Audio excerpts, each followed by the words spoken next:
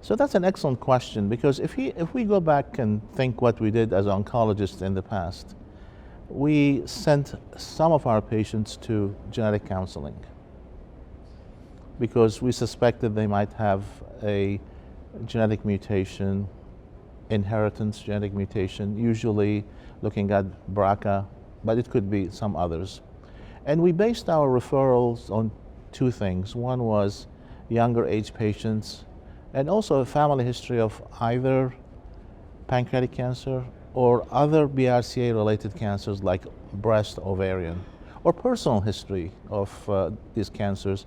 And in males, I think we always have to think the prostate cancer. But later, it was found that half of the patients who carry these mutations may never have anything else to indicate that they may carry the mutation, like no family history and nothing, or personal history.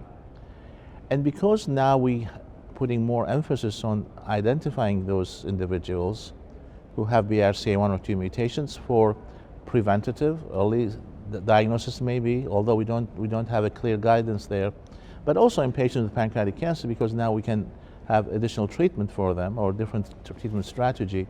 So it has become now a recommendation by ASCO and other organizations, at least in this country, to test any newly diagnosed patient with pancreatic cancer to see whether they have the BRCA1 or 2 mutation, irrespective of age, sex, history of cancers in the family, or personal history. So that's something which has now become, I would say, moving towards becoming a standard practice. And here we're talking about germline mutations, so patients who will have the blood lymphocyte DNA done, not the tumor DNA, because we're looking at germline mutations. Now, something related to this is that the POLA trial was done in patients who had germline mutations of BRCA1 or 2.